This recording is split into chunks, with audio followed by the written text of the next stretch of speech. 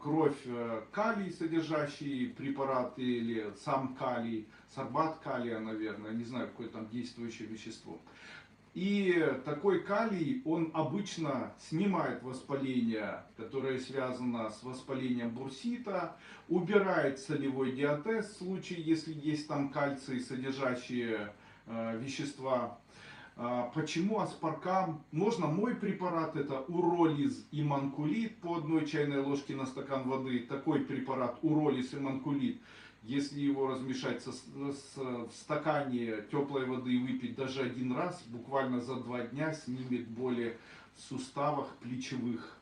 С чем это связано? Дело в том, что соли, которые обычно откладываются в суставах плечевых при бурсите, допустим, обычно связаны с кальцием. То есть в их составе находится кальциевое соединение. Калий при этом является веществом, который выводит кальций. И в случае, если калиевые салфетки или, допустим, аспаркам смешать с водой, допустим, 4 таблетки или 5 таблеток аспаркама смешать с теплой водой, можно добавить аспирина и приложить к плечу, то вот такой компресс может помочь избавиться от боли. Ну, можно использовать противовоспалительные, Вольтарен гель, можно там, ну, слава богу, их там хватает. В случае, если у вас есть отечность, почечная недостаточность, вы на диализе, ваш возраст менее 18 лет. Также в случае, если у вас есть низкое или пониженное артериальное давление, принимать препараты аспаркам не стоит. Дело в том, что особенность аспаркама заключается в том, что он снижает количество кислоты в желудке. И поэтому в случае, если у вас плохой запах изо рта, галитоз, заболевание гастродуоденит, 12-перстный, там есть заболевание гастрит, то есть заболевание гастроэнтериальный рефлюкс, то, скорее всего, аспаркам не торопитесь принимать. А в случае, если у вас язва, язвенный колит, заболевание гастродуоденит, то можно принимать. Ну, сейчас к этому вернемся. Ну что, ответим.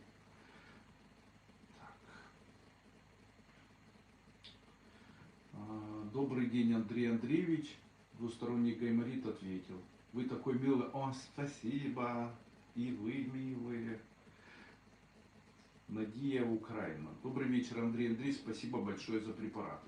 Очень много есть видео по окситоцину, но не все, наверное, находят. Расскажите, пожалуйста, участникам максимум информации о нем. Это чудо-спрей. Помочь может нам обычная Википедия. Пишем Википедия, окситоцин. Окситоцин является препаратом, который использует обычно. Окситоцин препарат вазоконстриктор. То есть по-другому это препарат, который сжимает мышцы. В случае, если его уколоть беременной, на последнем, в момент, если не начинается родовая деятельность, и вколоть его внутривенно или внутримышечно, я не помню, как его вводят, по-моему, парентерально, то это может активизировать сжатие матки и может начаться родовая активность. Но, оказывается, у окситоцина существует еще такой очень необычное действие. Оказывается, в случае, если окситоцин ввести внутривенно, то это приведет к укорачиванию матки, к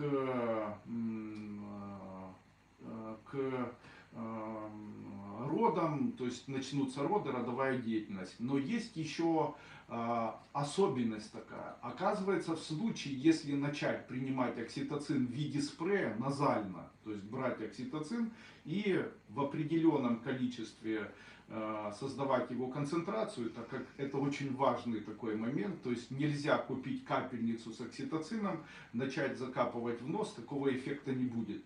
Так вот, в случае, если окситоцин закапывать в нос или проводить вот такие ингаляции назальные, кратковременные, то окситоцин приводит к появлению ощущення задоволення, зниження тривожності, відчуття спокою поряд з партнером.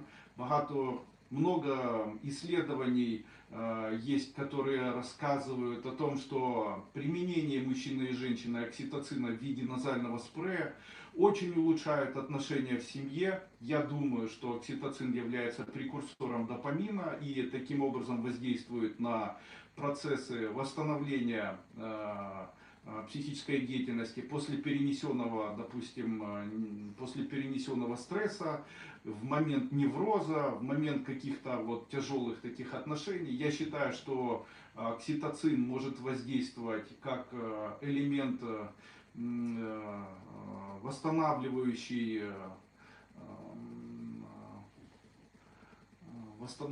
циркадные ритмы или ритмы восстановления центральной нервной деятельности, является веществом, которое гипотетически, а сейчас уже есть ряд работ, опять-таки хочу сказать, что эти работы, они все, хоть и медицинские, но находятся еще на грани исследований или на пороге исследований.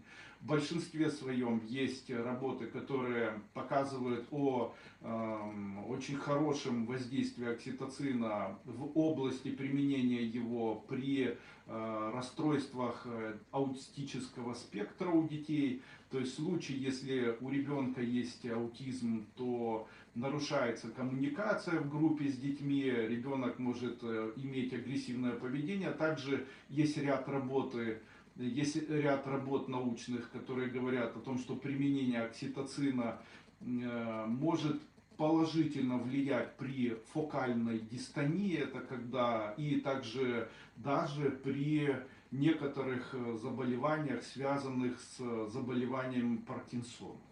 То есть в совместном применении в виде назального спрея опять-таки считается, что он влияет на определенные части мозга, которые как раз и влияют на коммуникацию, подавляя страх, тревожность. И я так думаю, что в каком-то, наверное, моменте он может подавлять небольшое количество выделения кортизола.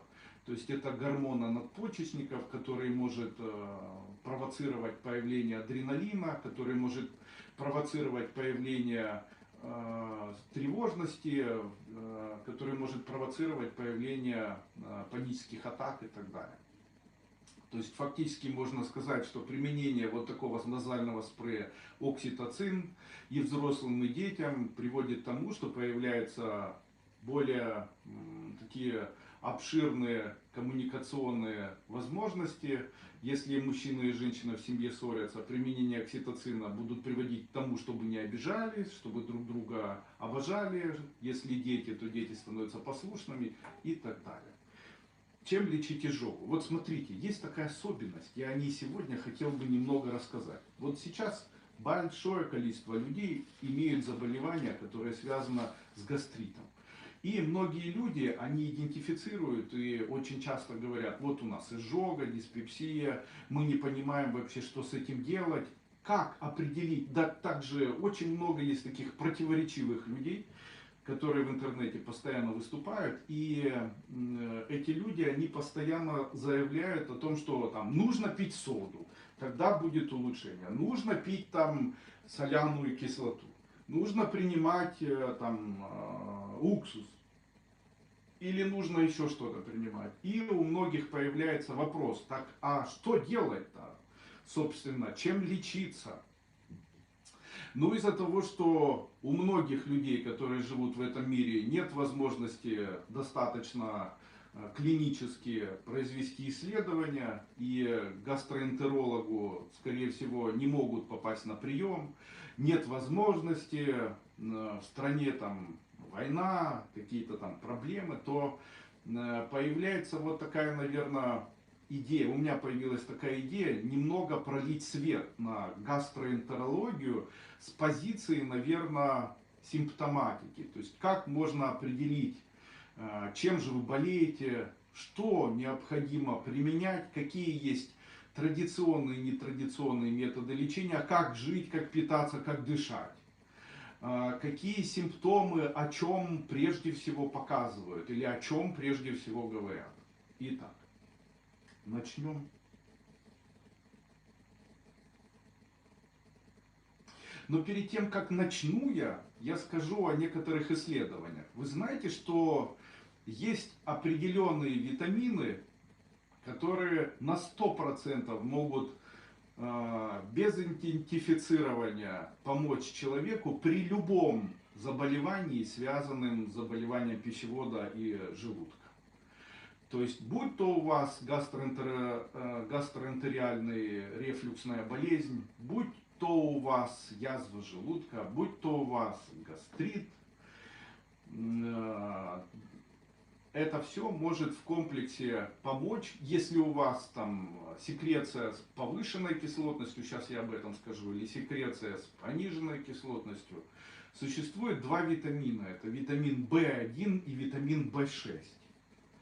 Вот в случае, если человек начинает принимать В1 и В6, то принимая ежедневно 3-4 раза данные витамины, это снижает повышенную и повышает пониженную кислотность. И здесь сразу такой вопрос, Андрей Андреевич, как определить, у меня пониженная кислотность или у меня повышенная кислотность? Можно ли это определить каким-либо образом? Конечно, всегда помните, смотрите, как определить в домашних условиях, у вас пониженная кислотность или она у вас повышенная?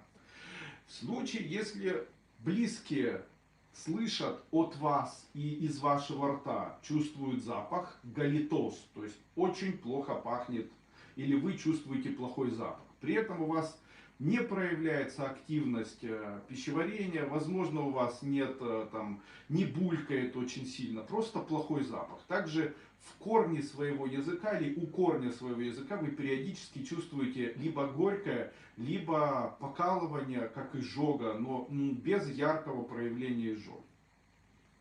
Третье. Падает аппетит. Четвертое. Появляются запоры.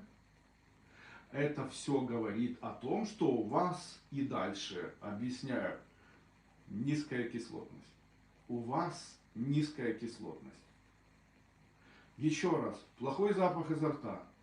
Почему низкая кислотность? Скорее всего, там у нас желудок, в него попадают определенные вещества, которые выделяет у нас поджелудочная железа. Это гастрин, лизоцим, это карбонаты, это слизи, которыми покрыт желудок, это пепсин и так далее. Что такое низкая кислотность? Поджелудочная железа должна выделять соляную кислоту. А у некоторых людей за счет того, что они переживают, не доедают, соблюдают диету, из-за того, что реакция их организма связана с тем, что в момент того, когда они переживают, в этот момент им не хочется есть, пьют большое количество воды, очень озабочены там внешним видом, у них формируется в дальнейшем, я это называю, желудочная недостаточность. Во время стресса, как правило, выделяется огромное, прямо мега количество гастрина. Гастрин это вещество, которое выделяется поджелудочной железой. Сейчас я попробую найти о гастрине что-нибудь. Выделяется основной гормон желудочно-кишечного тракта, образуется в G-клетках антральной части желудка и в небольшом количестве в слизистой оболочке тонкой кишки. Когда выделяется гастрин, то, как правило, в момент выделения гастрина у человека снижается выделение соляной кислоты. Так люди, у которых плохой запах изо рта, иногда думают, что они болеют гастритом и думают, что им в этот момент нужно принимать или нужно срочно начинать там, принимать соду. И сода, да, первое время сода может им помочь. Но есть такая особенность, почему им может помочь сода. Дело в том, что при низкой кислотности обычно может помочь дополнительное введение в желудок углекислого газа, который образуется в тот момент, а при повышенной кислотности кислорода, который может помочь человеку снизить эту кислотность. Когда у нас попадает углекислый газ в желудок, то это стимулирует выделение соляной кислоты, подавляя гастрит. Когда у нас сода попадает, то сода блокирует соляную кислоту, появляется, потому что это карбонат натрия. Карбонат натрия, натрий вступает в реакцию со хлором, получается натрий хлор, это соль поваренная. Из-за того, что там двойной карбонат, то получается 2 СО2, да, и получается большое количество углекислого газа, в свою очередь H объединяется со вторым O и образуется HO2. Таким образом, карбонат натрия, вступая в реакцию с соляной кислотой, выделяет углекислый газ. Такой углекислый газ, он при низкой кислотности первое время может стимулировать и очень эффективно воздействовать на выработку соляной кислоты, но чрезвычайно короткое время. Именно поэтому, если у вас плохой запах изо рта, и у вас галитоз, но у вас нет, допустим, ярких признаков изжоги, у вас нет диареи, у вас нет стула, как при диспепсии, и стул не пахнет кислым, у вас нет несварения, у вас скорее запор, то это говорит о том, что у вас есть невротическое восприятие, наверное, мира, вы болеете неврозами, реагирует на это ваш желудок, выделяется гастрин, он тормозит выделение у вас соляной кислоты, и вам необходим углекислый газ. Чем лечиться? Минеральной водой, карбоновой, то есть в которой находится СО2. То есть принимайте просто обычную минеральную воду, не щелочную, желательно даже, чтобы немного была соленая, потому что соль будет помогать выделять дополнительно. Дело в том, что натрий хлор, он подавляет выделение гастрина, тем самым стимулирует выделение соляной кислоты, и просто обычное употребление обычной минеральной воды, не боржоми там никакой, просто подсоленной минеральной воды может помочь восстановить человеку желудок при заболевании гастроэнтериальной рефлюксной болезни. Это самый простой способ, прям самый простой способ. Итак, витамин В1 и В6. Где же находится витамин В1 и В6 в моей компании? Я когда-то специально создал препарат, он называется Витасил-Химон, комплекс гомеопатический потенцированных витаминов. Это витамины В1, В6 в большом количестве, а также вспомогательные В12, П и Е. По моему мнению, вот этих препаратов в их вот такой форме, называется препарат Витасил-Химон, достаточно было для того, чтобы излечивать вот такие сложные заболевания, как заболевание гастроэнтериальная рефлюксная болезнь. Итак, все-таки поговорим о гастрите.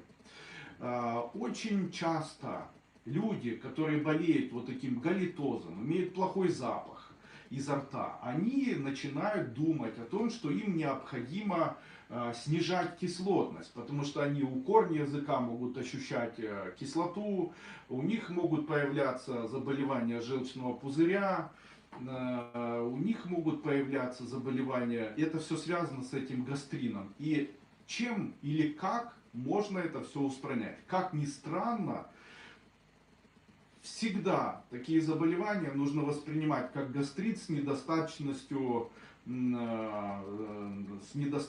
выделения соляной кислотой. И я рекомендую добавлять к приему своей, к рациону питания, либо соляную кислоту 15 капель на 1 стакан воды во время еды. Что это будет давать? Как ни странно, кислотность желудка будет понижаться, вы же ее не в чистом виде пьете, но здесь не дело в соляной кислоте. Дополнительное введение соляной кислоты, даже в случае, если у вас низкая кислотность, стимулирует подавление гастрина, гормона, который разрушает ваш желудок.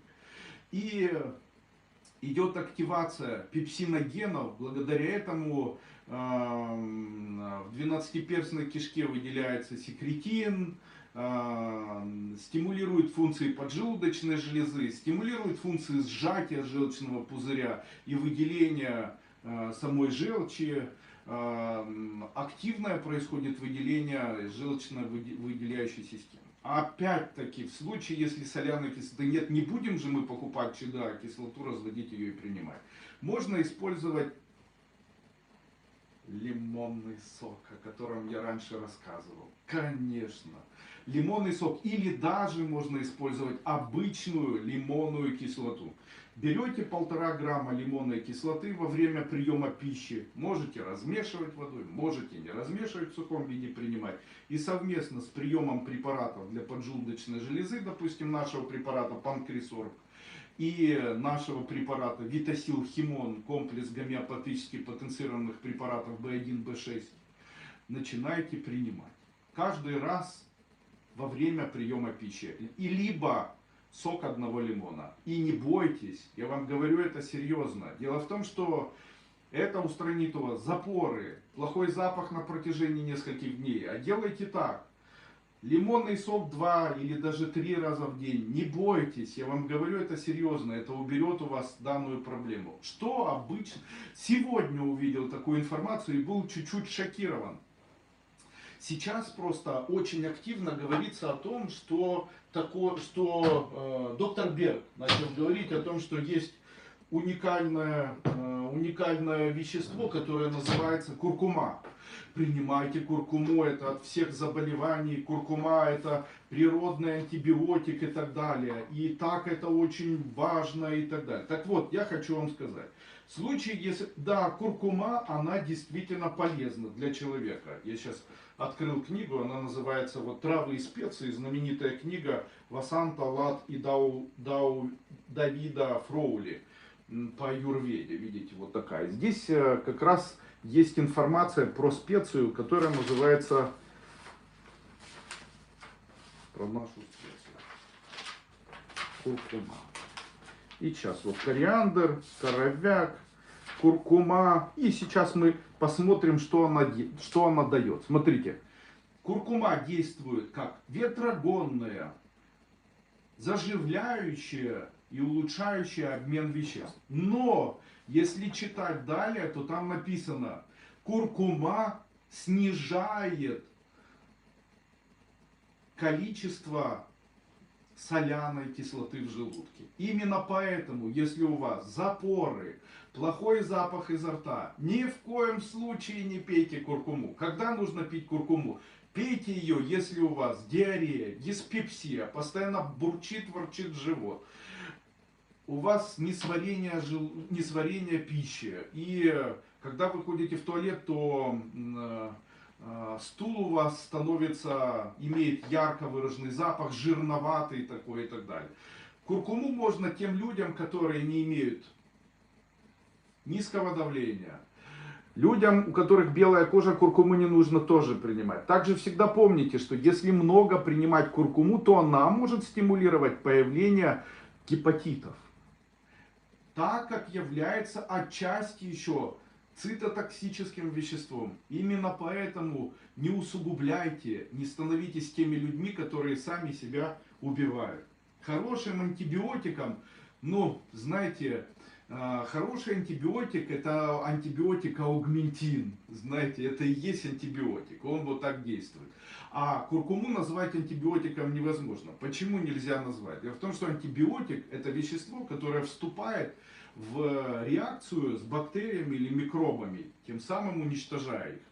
Допустим, природным антибиотиком может являться фермент, который называется лизоцим. Он может являться еще аскорбиновая кислота, потому что она подавляет АТФ, микроба, как-то воздействует, поднимает иммунитет и так далее. Куркума, в свою очередь, может быть иммуностимулирующий при иммунном дефиците препарат. И то в случае, если у вас нет гастроэнтериального рефлюкса, и который у вас вызывает плохой запах изо рта. Галитоз.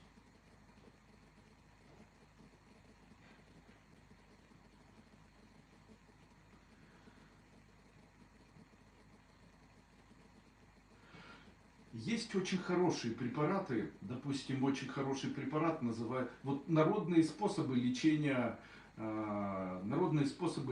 гастритов с пониженной кислотностью, с повышенной кислотностью. Самый простой способ это ромашка.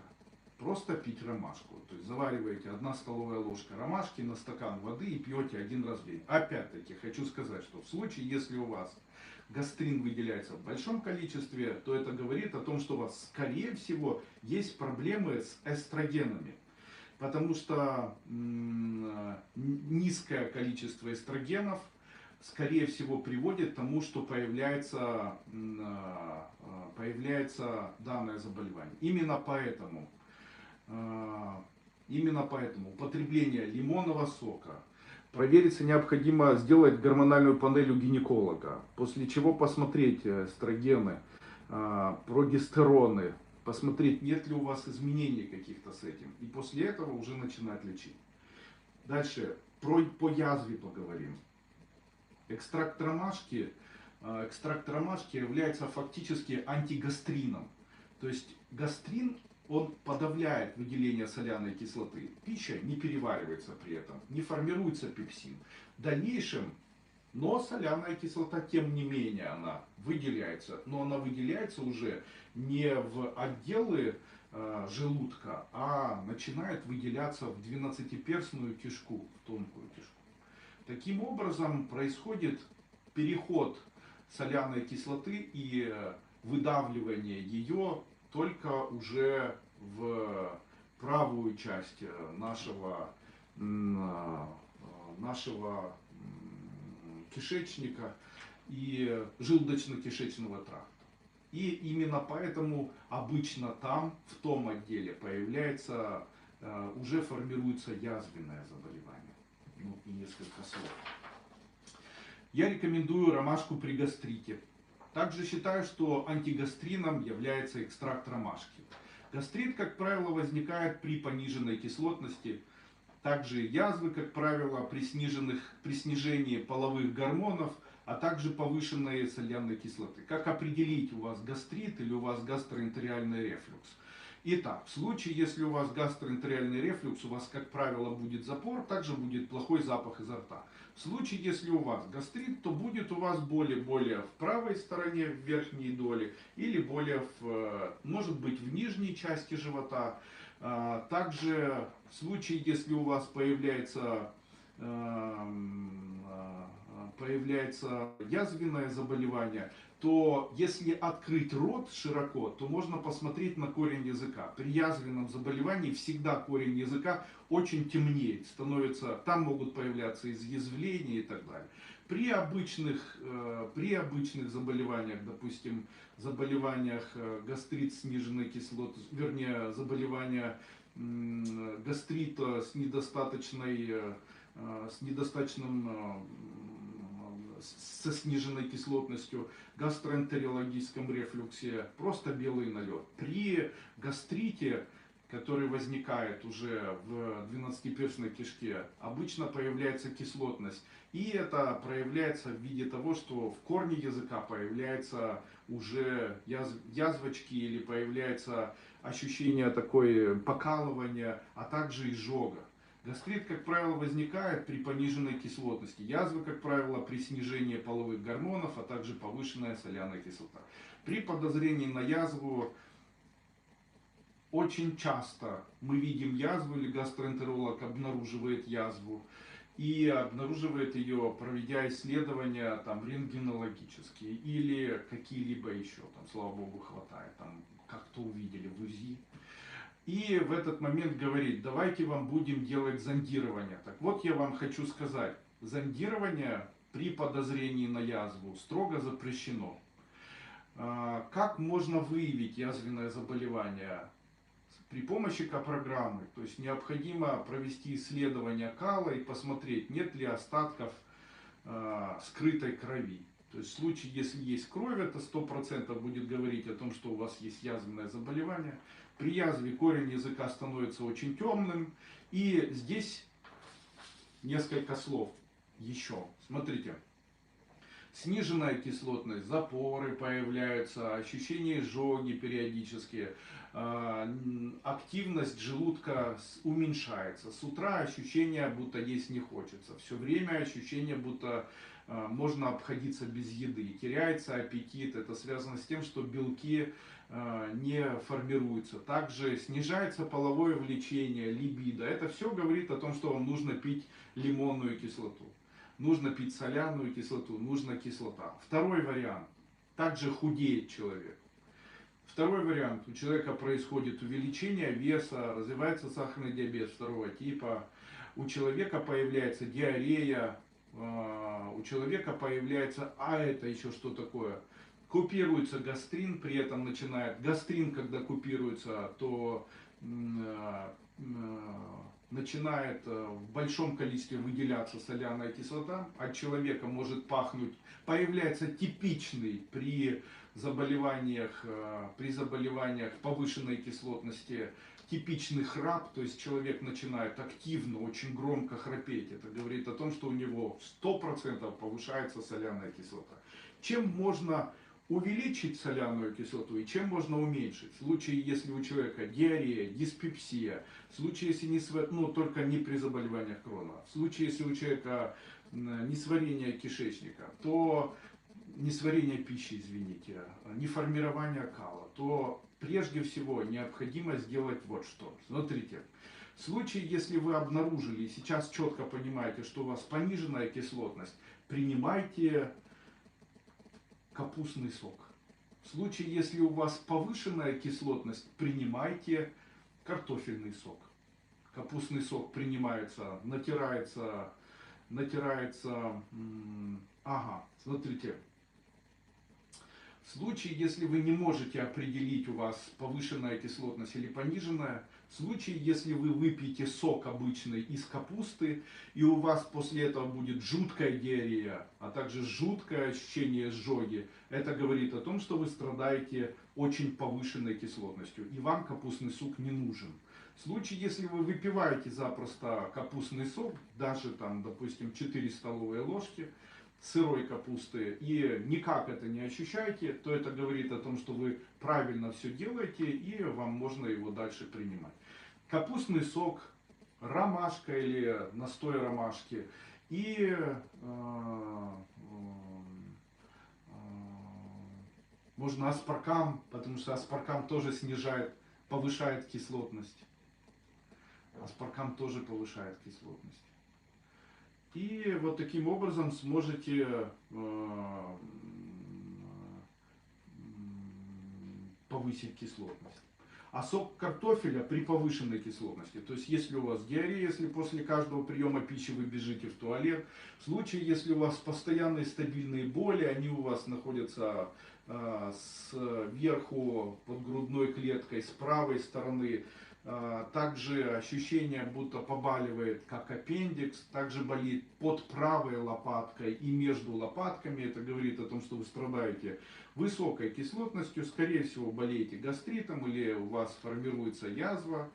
Вам в этот момент очень полезно будет принимать куркуму, а также пить картофельный сок. Картофельный сок полстакана свежевыдавленного картофельного сока, как он готовится, очищается картофельный сок, картошка сырая, натирается на терке, отжимается через марлю, жидкость, которая образуется, ее можно принимать полстакана один раз в день, желательно в первой половине дня. Итак, низкая кислотность, у человека появляются запоры. Ему, как правило, не хватает СО2, такому человеку хочу посоветовать принимать просто минеральную воду.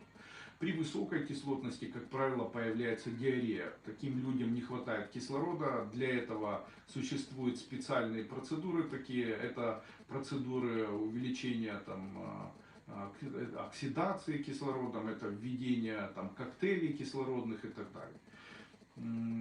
Низкая кислотность обычно проистекает без боли. Обычно она проявляется в виде галитоза, в виде плохого запаха от человека. В дальнейшем это, конечно, может привести к развитию тяжелых заболеваний. Что такое гастрооденит? Гастродуоденит – это воспалительный процесс слизистой, двенадцатиперстной кишки. Что приводит к появлению гастродуоденита? Как правило, приводит к появлению гастродуоденита хронический танзелит, синусит, аднексит, аллергия, головная боль, головокружение, дефицит пантотеновой кислоты И чем необходимо лечить? Необходимо лечить точно так же, как язвенное заболевание. Чем необходимо лечить язвенное заболевание? В нашей, там я сегодня буду говорить о том, как лечить язвенное заболевание. Это сульфасалазин, принимать по 4 грамма 2 недели. После этого 2 недели принимать по 2 грамма каждый день, 2 раза в день. По 2 раза в день по 1 грамму, 2 недели. В начале по 2 грамма 2 раза в день, 2 недели. И после этого 2 недели по 1 грамму 2 раза в день. Вот так. Сначала 4 грамма, потом 2 грамма.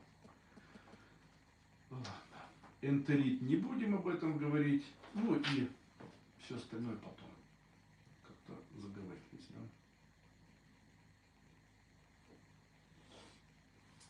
Наталья Викторовна, здравствуйте, Андрей Андреевич, супер, у нас есть свет. Ура, надо же. Татьяна Сипчикова, привет, вы как солнышко. Спасибо. Подскажите, пожалуйста, имплантация зубов, насколько она опасна? В моей жизни я столкнулся с большой проблемой. Она заключалась вот в чем. Я ехал на машине и попал в аварию. В этой аварии повыбивало зубы с левой и с правой стороны. И поставили мне там какую-то пластмассочку, я начал с ней ходить. Ну и пришло время, и нужно было проводить имплантирование, имплантацию. Начали делать имплантирование, начали что-то там проводить и так далее. Что-то не прижилось, что-то начало выпадать, что-то там не получалось, что-то придумывали и так далее. Но я хочу сказать, что я за имплантацию, потому что рано или поздно все равно удалось имплантировать, удалось правильно установить, удалось правильно нарастить и так далее. Есть очень хорошие врачи-имплантологи. Я считаю, что самые лучшие, но это не для рекламы, находятся все-таки в городе Черновцы. Именно поэтому я туда периодически езжу. Объясню почему. Имплантируя огромное количество, проводя операций, там у меня более 8 зубов, 60% зубов являются имплантами. И я могу сказать, что меня очень в Киеве намучили. Мне очень не нравится клиника Люмидент, потому что все, что они делали, делали очень плохо, очень дорого, ни за что не несли никакой ответственности и намучили меня конкретно. Все это длилось 2 года с лишним. На это все ушло больше 10 тысяч долларов, на самом деле больше. После чего предложили, до конца ничего не довели, морочили голову, там вообще. Причем один врач увольняется, тебе дают другого, другой придумает что-то, дают третьего, развод чистой воды. После чего мои друзья сказали мне, зачем ты мучаешься? Они приехали из Израиля специально для того, чтобы лечить зубы здесь на территории Украины, в Черновцах. И один мне говорит, слушай, поехали с нами, мы тебе покажем врачу и так далее. Я говорю, да, все это ерунда. Какой врач, мне тут светило лечат, никто не может помочь, полмира объездил. После этого то, что здесь не могли мне вылечить, врачи годами меня мучили, мне сделал один человек своими ручками вместе с девочкой за 1 час.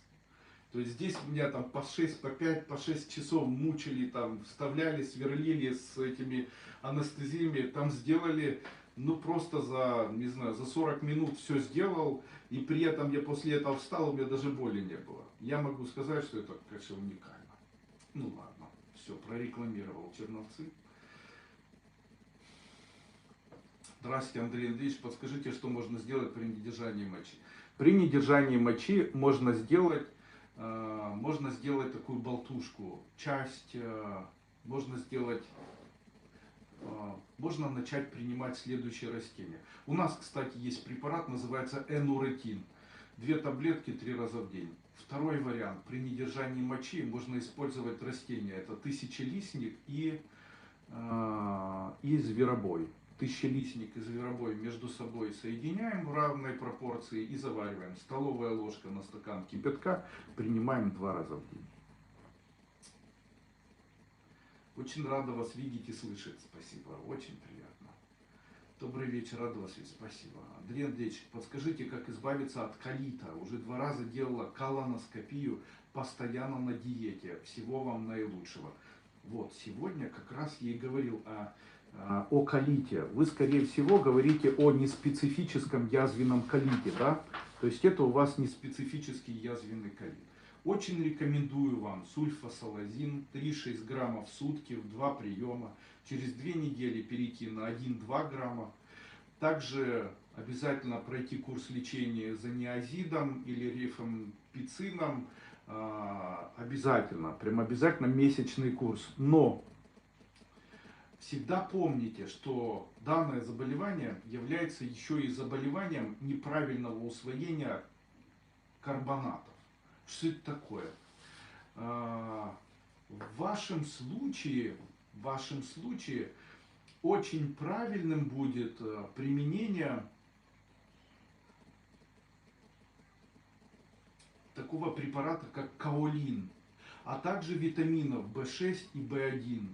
Каолин, В6 и В1. Каолин принимайте 1 столовая ложка на стакан воды 2 или 3 раза. Также всегда помните, что, как правило, любые колиты, которые возникают, с чем бы они ни были связаны, имеют прежде всего неврастеническую, такую неврологическую, даже не так, психическую проблему. То есть это ваша реакция на определенные психические проблемы. Также я считаю, что очень часто вот такой колит, его можно попробовать лечить народными способами. Это семена льна, 1 столовая ложка порошка семена льна, развести в стакане холодной воды или даже горячей залить, подождать. Вот такой кисель есть 1-2 раза в день. И второе, начать принимать картофельный вот такой сок. Помните, я говорил, тоже натирать и принимать его 1 или 2 раза в день по полстакана. Также при неспецифическом язвенном колите я обычно назначаю препараты, которые связаны с пчеловодством. На первое место хочу поставить препарат Демилон. Второй препарат называется Апимокс. Третий препарат называется канцерамидин. Вот 3 эти препарата необходимо принимать. Таким образом можно будет избавиться от няка вашего неспецифического язвенного. Андрей Андреевич, шумы и заклинания, которые можно приобрести у вас, они отличаются от всех, что на ютубе, категорически отличаются. Про бессонницу, пожалуйста. Бессонница является следствием нарушения циркадных ритмов. Я уже рассказывал о бессоннице, несколько слов могу сказать вам еще. У нас в мозгах есть нейромедиаторы, или в мозгах происходит постоянно определенный химический процесс. С одной стороны, это процесс, который необходимо угнетать, и он связан с нейромедиатором, который называется серотонин. То есть это тот медиатор, который должен успокоить, который должен восстановить. Второй медиатор у нас называется допамин или дофамин. Нарушение такого медиатора в большом количестве может привести к появлению таких заболеваний, как, допустим, заболевание Паркинсона.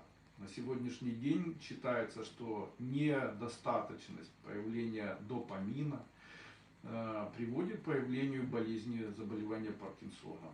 Есть препарат леводопа, вот он как раз и связан с тем, чтобы дополнительно стимулировать появление в том числе и допамина. Допамин это гормон радости, дает человеку возможность воспрянуть духом. Есть еще один гормон, я сейчас все об этом расскажу. Есть еще один гормон. Допамин выделяется в случае, если есть адреналин. Серотонин выделяется в случае, если есть холин. Холин, кстати, формируется у нас в желудке. Ну ладно, сейчас даже не об этом. И когда человек не спит или у человека происходит нарушение сна, то, исходя из исследований, говорится о том, что у такого человека как раз не хватает гормона, который называется допамин. И именно так обычно это происходит не на фоне каких-либо стрессов, Это происходит на фоне самых разных процессов. Гормональных, минеральных, аутоиммунных, гуморальных, там, эндокринологических, эндокринных и так далее. То есть вот ряд таких перекосов и приводят к тому, что у человека появляется. Я считаю, что это обычно неврозы. То есть у человека, я считаю, что обычно у человека появляется гастрин, после чего угнетается его деятельность его половых гормонов, после чего увеличивается деятельность выделения гормонов надпочечников. И это все в комплексе приводит к тому, что реакция таким образом у него происходит на хронические стрессы и неврозы. И это все в дальнейшем и приводит его к тому, что у него появляется бессонница. Вот наговорил я много всего, да, с этой бессонницей. И как же лечить? Дело в том, что нам необходим допамин. Но принимать допамин просто так нельзя, потому что нет таких веществ, которые могут просто ввести допамин. Там есть еще прекурсоры, знаете, между ними есть еще один дополнительный гормон, который в этом балансе участвует. Он называется окситохром. И вот такой гормон, он как бы контролирует и может поддерживать или воздействовать на увеличение допамина и угнетение серотонина, на увеличение и серотонина, и допамина, на угнетение допамина, увеличение серотонина и так далее. В зависимости от того, какие задачи наша центральная нервная система ставит для нас, а мы как бы для нашего организма. Но к чему я это все говорю? Просто так ввести допамин нельзя. Нельзя. Но есть прекурсоры, специальные белки или аминокислоты, которые могут помочь вам вырабатывать допамин, заставлять допамин вырабатываться. Это уникальные вещества. Первое вещество называется мелатонин, который отвечает за формирование циркадных ритмов. То есть в случае, если у вас нарушаются циркадные ритмы, это естественные ритмы просыпания, бодрствования и засыпания, пробуждения, бодрствования и засыпания у человека, вот так сказать. И в случае, если вы, допустим, начинаете жить обычной жизнью, то если у вас есть нарушение выработки допамина, то у вас будет происходить вот что. Утром плохое настроение, вы бурчите с утра. Засыпаете вы тяжело, если начинаете в телефон смотреть, то засыпание не происходит. Во время сна многократно просыпаетесь. После того, когда просыпаетесь утром, начинает болеть голова. Кстати, забыл сказать, при язвенном колите, при заболеваниях язвы, при заболеваниях язвы 12-перстной кишки, при гастрите обычно все начинается с головных болей. Поэтому, если у вас диарея, если у вас диспепсия, головные боли, вам необходимо лечить высокую кислотность. Ну ладно, сейчас не об этом. Итак, я рекомендую, если у вас есть на сегодняшний день нарушение засыпания, то вам необходимо прежде всего начинать принимать, мелатонин. То есть мелатонин принимайте по 2-3 таблетки на ночь. Второе, L-триптофан. Это тоже прекурсор выработки мелатонина. Принимайте L-триптофан, тоже 2-3 таблетки перед сном. Принимайте мой препарат, который называется Соник. 2-3 таблетки можно просто выпить, можно рассосать и перед сном подержать какое-то время данный препарат во рту, после чего проглотите, легко заснете, и сон будет глубокий, и просыпание хорошее. В случае, если наладить циркадные ритмы, то вам будет хотеться ежедневно. А еще, как определить, есть ли у вас нарушение циркадных ритмов или нет? Для того, чтобы определить, есть ли у вас нарушение, нужно посмотреть, хочется ли вам кушать вечером перед сном. Если вам хочется кушать перед сном, вам не хватает мелатонина. Если вы начнете принимать мелатонин перед сном, вы в дальнейшем уберете у себя синдром падения глюкозы перед сном. Поэтому принимаем мелатонин по 3 таблетки, можно 4 таблетки, все абсолютно безопасно.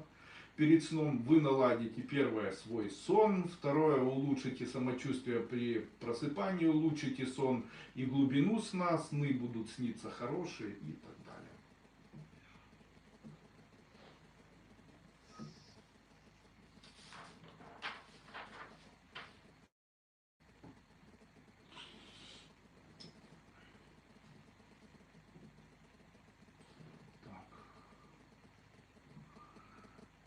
Екатерина Тукшумская. Доктор, боли в сердце, что делать? Заранее благодарность. Смотрите, в случае, если у вас боли в сердце, это может быть, допустим, нейрокардит. Это может быть, это может быть вообще все что угодно. Это может быть гипертоническое заболевание сердца, ишемическое заболевание сердца, заболевание артерий. Это все может быть комплексным заболеванием. Как убирать боли в случае, если сердце болит? Я хочу вам сказать, если у вас болит сердце, поставьте тире и скажите себе, ура, в этом ничего страшного нет. Почему? Я вас убеждаю, помните, сердце у человека не болит. В случае, если у вас вот здесь тянет где-то, и вы это ощущаете, я вас поздравляю. Это у вас невралгия. И она обычно болит как тянущая боль неврологического характера. То есть посмазывайте себе позвоночник, шейный отдел, грудной отдел. Можно там камфорным спиртом, можно противовоспалительным каким-либо препаратом. Я рекомендую мой препарат Габана, вот он может помочь. Как же болит сердце? Итак, когда обращать внимание на то, что болит сердце и как оно болит? Нет сил. И появляется одышка. То есть человек все время хоть созевать. Ой, не могу так хоть созевать. Ой, что ж такое, не могу так хоть созевнуть. Да что ж такое, не могу так хоть созевнуть. Что это такое? Почему хочется зевнуть? Скорее всего, на фоне атеросклероза или спазмирования сосудов. На фоне там долго был невроз, долго был атеросклероз. Наш организм покрыт большим количеством мелких капилляров. Они забивались долгое время. Ну вот, представьте, большой сосуд, в этом сосуде шар, в этом сосуде находится, в этом сосуде вода, кровь. И вы этот сосуд уменьшаете в объеме, то есть капилляры забиваются, а сосуд же в теле остается. Ну а самое большое место этого сосуда это сердце. Сердце начинает при этом увеличиваться в объеме. То есть оно, а у нас есть рефлекс центральной нервной системы, гипоталамический. Этот рефлекс, он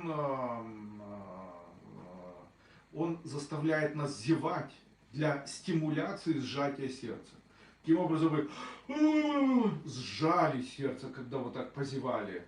Это первые признаки того, что вы болеете гипертоническим заболеванием сердца, и вам срочно необходимо измерить артериальное давление. В случае, если оно у вас есть, начать принимать препараты от повышенного артериального давления. Второе. Резкая боль с нежеланием жить и потерей сознания. Инфарктное состояние. Режущая боль. Человек, у которого болит сердце, испытывает не реальную, мега тяжелую, горячую боль в центре груди. Такое ощущение, вот те, кто перенес инфаркт, как будто раскаленный меч воткнули в центр груди. То есть нереально больно. Именно поэтому, если у вас боли такие тянущие, как-то болит там сердце, то знайте, это не сердце. Поэтому не нужно этого бояться. Белый налет на языке. Я пропила панангин, и сердце не болит. О, смотрите, вы пропили панангин, но на самом деле это говорит о том, что у вас, скорее всего, был солевой диатез. И этот солевой диатез, который у вас был, он каким-то образом там откладывался на корешке вашего спинного мозга и нервных тканей. Панангин имеет еще одну особенность такую. Это особенность у панангина воздействовать как противовоспалительное вещество, а также растворяющим вот эти кальциевые соединения. Также небольшое количество панангина можно принимать, и аспирина можно принимать при формирование ревматоидных болей. Ревматоидные боли тоже никто не запрещал. Панангин имеет такое не ярко выраженное, но тоже мягкое воздействие, может устранять там окальцинирование сосудов, в случае, если есть атеросклероз, допустим, там где-то появляется окклюзия или она формируется. Конечно, это нужно как-то, что-то нужно делать с этим, но тем не менее, такое первое облегчение происходит. Я рекомендую все-таки применение продуктов пчеловодства, потому что это, как показала практика, прямо решительным образом и очень эффективно помогает, и вот, как я заметил, прям имеет очень хороший эффект. Какие это продукты пчеловодства? Смотрите, людям, у которых, вот сегодня я говорил, там плохой запах изо рта, запоры, им необходимо принимать пергу, цветочную пыльцу. У людей, у которых язвенное заболевание, таким людям хорошо принимать подмор, маточное молоко, трутневое молоко. Язвенный колит что принимать? Маточное молочко, трутневое молочко, подмор. В каких препаратах находится? Подмор препарат Демилон. Маточное молочко, называется препарат маточное молочко. Дальше цветочная пыльца и перга, если изо рта плохой запах, находится в препаратах, называется Апимокс. Вот в случае, если есть боли в сердце, это может быть ревмокардит. Вот такое бывает. Вот при ревмокардите я рекомендую маточное молочко. Вернее, маточное молочко нет. Я рекомендую цветочную пыльцу, рекомендую мед, рекомендую пергу. Прям великолепно, быстро помогает. Находится в нашем препарате. Данный препарат называется у нас Апимокс. Белый налет на языке, болит правый бок после приема алкоголя, даже в малом количестве. Всегда помните о том, что прием алкоголя всегда повышает кислотность в двенадцатиперстной кишке. Как правило, это происходит путем выделения огромного количества гастрина. И чем же это плохо? Дело в том, что алкоголь, он, в общем-то, как миорелаксант хороший. И все бы можно было бы там пережить, если бы не одно но. Алкоголь очень угнетает работу поджелудочной железы. Конкретно во время приема алкоголя купируется выделение инсулина. Также тот инсулин, который должен выделяться, он появляется подкожно или накапливается подкожно. Именно поэтому я считаю, что применение алкоголя, как правило, очень часто может приводить к появлению сахарного диабета второго типа, ожирению, также к появлению язвенного заболевания двенадцатиперстной кишки. При употреблении алкоголя происходит гормональный сбой у мужчин, уменьшается количество тестостерона, у женщин уменьшается количество прогестерона, что фактически усложняет процессы общие. Так у женщин может изменяться либидо, не хочется, у мужчин уменьшаются в размерах половые органы, исчезает твердость мышечной ткани, она становится ригидная, появляется ишемическое заболевание сердца и так далее. Если у вас белый налет, это говорит о том, что у вас панкреатит развивается. Зачем вам он нужен, этот алкоголь? Неужели нет без алкоголя счастья, знаете? Не нужен, значит, алкоголь вам. Есть препарат моей компании, я уже когда-то говорил. За моей спиной больше 22-21 года клинической практики. И вот могу сказать, где-то процентов, наверное, нельзя так проценты, наверное, их невозможно посчитать. Процентов, наверное, пусть 50. По наблюдению за людьми, которые болеют заболеваниями позвоночника, особенно там листозы, протрузии, грыжи Шморля, какие там еще есть, остеохондроз, остеолистоз, и там какие-либо еще. Там, слава богу, их хватает. Я заметил одну такую удивительную, один удивительный такой одну идею, которая вот у меня возникла когда-то. Я подумал, а что если все это связано с поджелудочной железой? И попробовал, насколько это можно было сделать, попробовал выбрать препарат для стимуляции ферментативной деятельности поджелудочной железы, там крион, там панкреатин.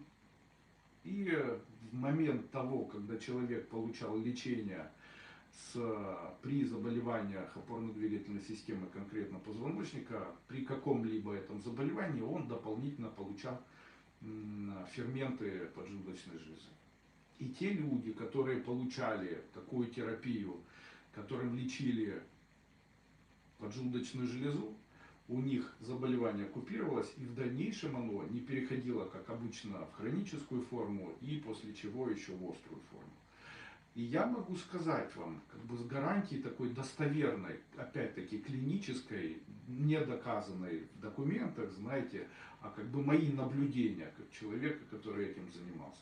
Я могу сказать, что да, действительно, в случае, если при лечении позвоночника обращать внимание и дополнительно лечить, ну не лечить, а хотя бы поддерживать поджелудочную железу, то эффект от терапии, там, массажа, а там какой-нибудь физиопроцедур, от применения там, каких-либо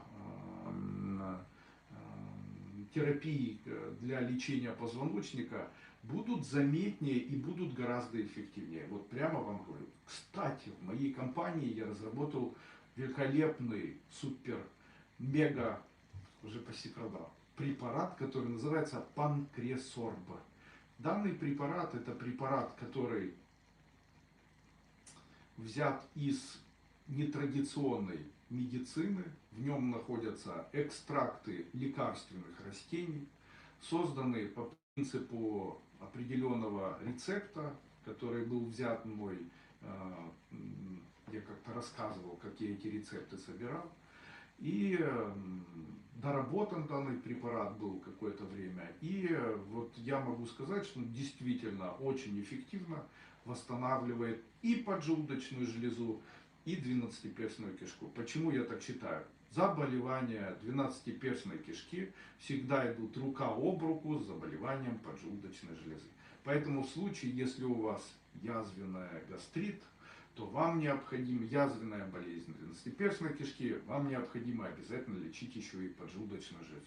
Также всегда помните о том, что в случае, если у вас там боли поджелудочной железы, в случае, если у вас там есть поставленный диагноз панкреатит, там увеличенный панкреас, или там ну, есть, в общем,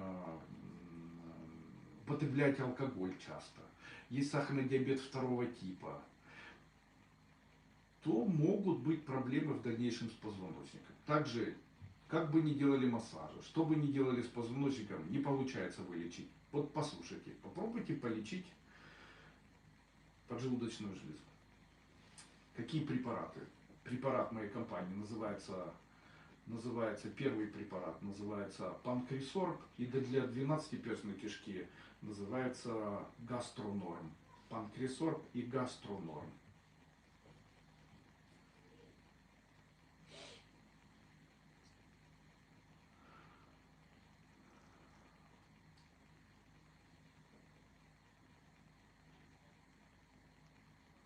Здрасте, мне 6-7 лет страдают приливов, бледненькая какая. Иду здоровый образ жизни. Посоветуйте, как облегчить свое состояние, пилобады, эстравел. Сразу помогали, теперь нет, боюсь инсульта. Нет. Инсульта бояться на фоне приливов не стоит. У меня есть книга, называется, она на немецком языке, такая вот толстая. Я ее купил в Мюнхене, она называется «Соли Шуслера». И там есть исследование, там его полное исследование, такое вот объемный такой труд, наверное, где-то страниц 600. И очень интересное у него там исследование, у него жена умерла, и когда его жена умерла, он взял ткани ее, умершего человека, и начал к этим тканям примешивать водорастворимые соли определенные, там, допустим, там, соли натрия, соли кремния и так далее. И обратил внимание на то, что зачем он это делал. У него был заказ, ему заказывали вещество, которое он должен был создать для бальзамирования. И вот он начал обращать внимание, был он биохимиком, начал обращать внимание, жил он, по-моему, в 1823 и умер, по-моему, в 1870, 819-870. Так, интересно. Сейчас. Карл Шуслер.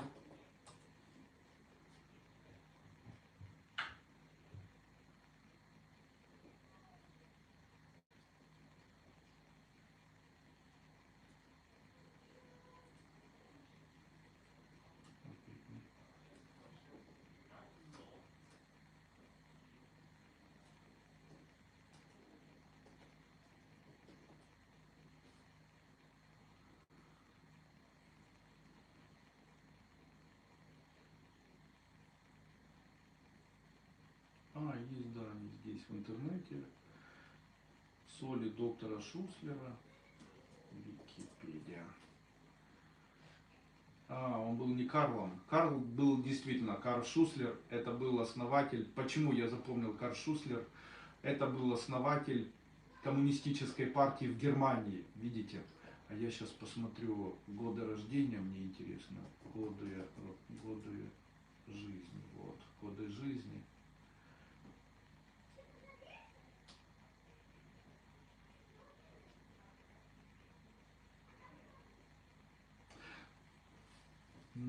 Какая память у Двойка. Родился в 1832, а умер в 1872. Смотрите, почти точно сказал. Вот это память. Вот. А вы говорите. Итак, о чем я хочу сказать. Там у него есть очень интересные такие вот работы. И там он говорит о неком воздействии определенных оксидов. И считается, что вот в гомеопатии есть использование ядовитых веществ. То есть там мышьяк используется в гомеопатической дозировке, используются какие-то токсические вещества.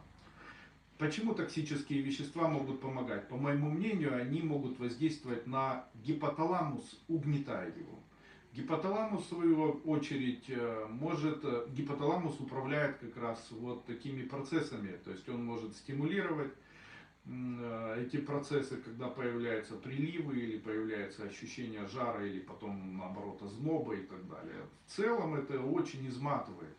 Но я хочу сказать, что в одной из книг конкретно Шуслера, еще какого-то гомеопата, я вычитал, что очень хорошо использовать оксид железа в гомеопатическом растворе. Если честно, я не знаю, как приготовить оксид железа в гомеопатическом растворе. Также я считаю, что оксид железа является ядовитым веществом.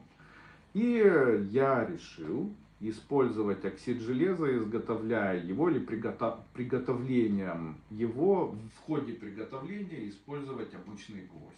То есть берется железный гвоздь, накаливается на чем-нибудь до красна, там его кончик опускается в воду, делает так необходимо, ну хотя бы 5-6-7 минут и воду такую пить. Если пить или если принимать, так можно не гвоздь, можете лом железный накалить и сразу в ведро, чтобы воды было много. Можете попросить у тех людей, которые на кузне работают, вот они опускают или окунают эти горячие предметы там в воду, чтобы они отлили вам этой воды и вот ее попить. Вода, в которой было остужено железо. И вот такую воду ее необходимо попить в небольшом количестве, ну буквально она не должна быть темной там, от этой ржавчины, она должна быть с запахом металла. Обычно 2-4 недели приема вот такой воды, в которой охлаждали железный гвоздь или железный предмет, достаточно для того, чтобы купировать в дальнейшем данное заболевание. Из гомеопатии все препараты с ядовитыми веществами. Белладонна, дальше мышьяк, там если используется там, обычно препараты белладоны, препараты чистотела, вот они в гомеопатическом виде могут препятствовать появлению климакса. Здравствуйте, Андрей Ильич. Подскажите, это склероз лечится только операционно, чтобы восстановить слух?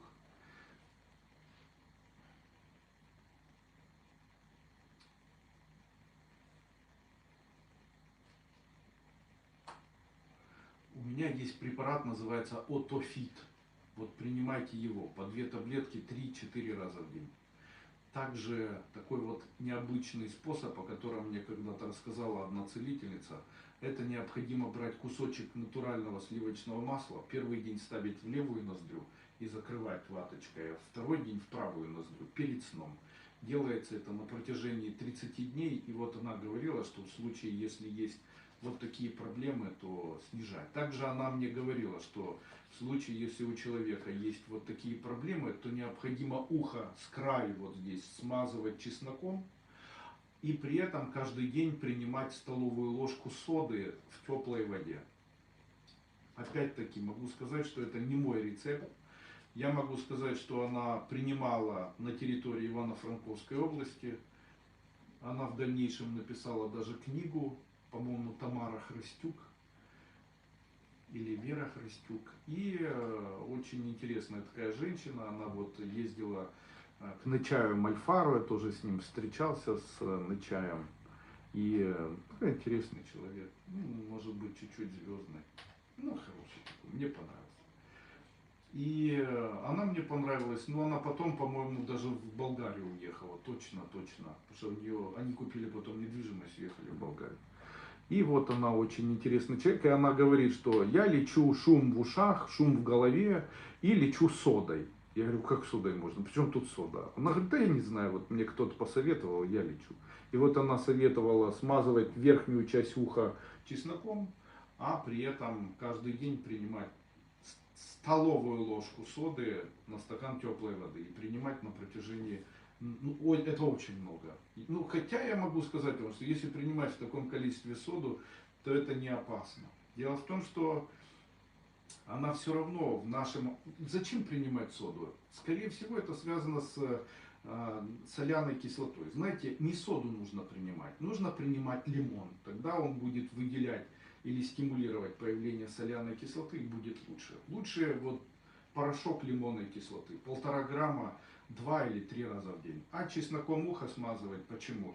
Дело в том, что в большинстве своем микозы основная проблема человека. Микозы. И можно ли не пить, кстати, соляную кислоту? В моей компании великолепный препарат Нефромакс. Вот лично я избавился от мочекаменного заболевания, от всех видов изжог, от избыточного веса. Там, мне кажется, помогло и там при псориазе, и стимулировало желудок, убрало давление. Это препарат Нефромакс моей компании. Я ему прямо вот аплодирую. Я его принимал вместе с препаратом Бетаин по 2 таблетки 2 раза в день перед приемом пищи, утром и вечером. Могу сказать, что это препарат, который эффективно увеличивает выделение соляной кислоты. И мне очень подошло, потому что кожные заболевания исчезли, заболевания микозы исчезли, там в ушах был какой-то грибок, исчез, у меня были заболевания мочекаменные, заболевания там камни эти поуходили и так далее. Это все на фоне применения просто обычной вот такой кислоты. А почему это работает? Дело в том, что если в желудке появляется кислота, то тогда она купирует гастрин.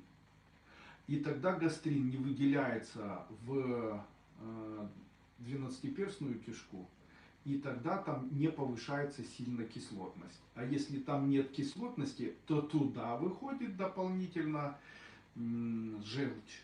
За счет этого улучшается процесс вот такого очищения и печени, и разгружает почки, и очищение крови происходит, и, в общем-то, все вместе в комплексе вот так действует. Ну и могу сказать, что да, В действительности несколько раз в своей жизни мне делали дробление камней, несколько раз в жизни делали, один раз в жизни делали извлечение камней. Ну, что там говорить, у меня за плечами онкологическое заболевание перенесено. С операциями, с химиотерапиями и так далее.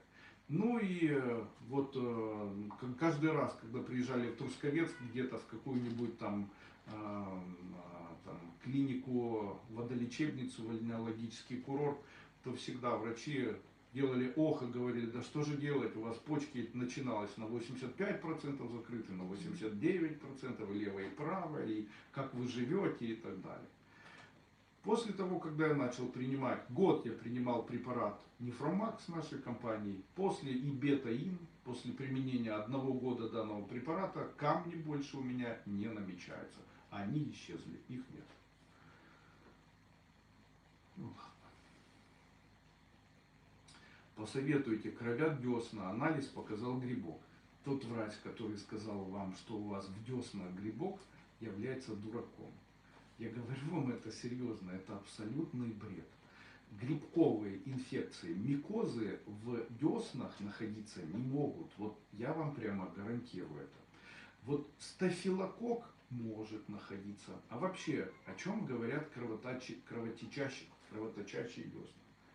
Первое, это говорит о том, что вы болеете сахарным диабетом 2 типа. И у вас есть эндокринологическое заболевание.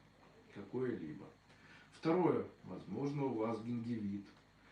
А это еще что такое? Гингивит лечится чем? Первое, полоскание соленым раствором 1 раз в день. Второе, полоскание подсолнечным или оливковым маслом рта 2 раза в день или даже 3 раза в день. Соленый раствор угнетает формирование и развитие стафилококка, который обычно находится у нас в гландах и в носоглотке. И вот такой стафилококк. Также очень хорошо полоскание рта раствором мумию. Можете брать мумию, рассасывать, полоскать слюнями. А грибок не нужно. Какой грибок? Грибок в ушах. Обычно, если очень чешутся уши, то это грибок.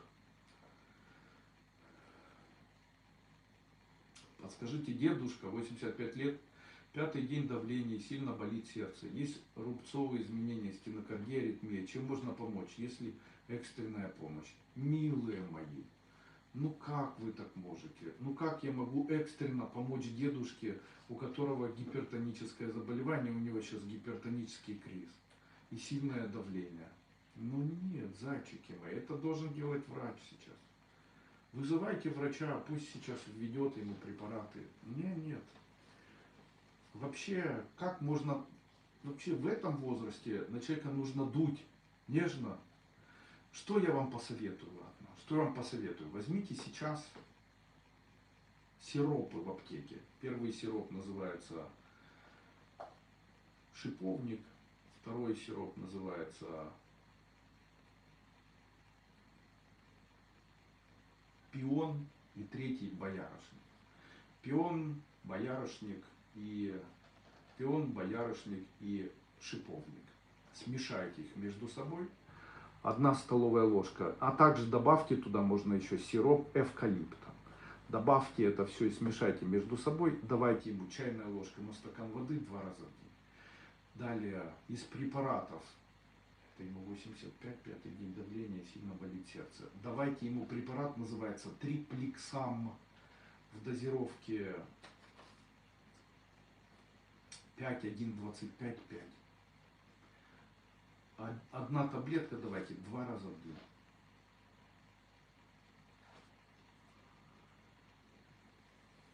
Давайте ему аспаркам еще. Там вот кто-то спрашивал по неспецифическому язвенному колиту, по язвенному заболеванию двенадцатиперстной кишки, по гастриту.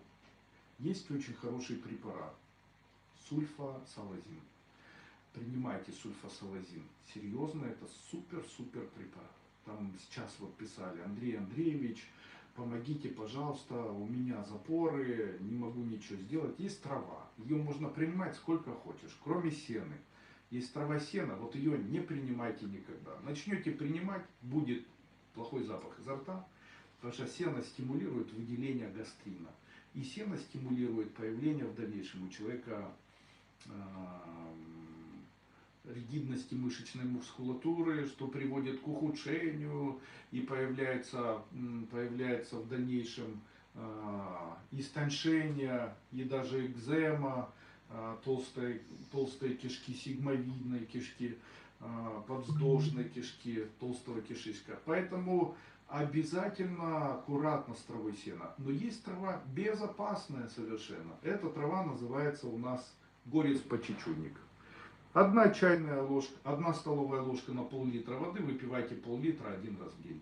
Можно по чуть-чуть. И детям, и молодым людям можно безопасно, никаким образом плохо не воздействует. Горец почечуйный снижает кислотность в толстой кишке, является препаратом, которым можно в мягкой форме полечить слепую кишку, аппендикс и так далее. То есть можно по чуть-чуть помочь себе.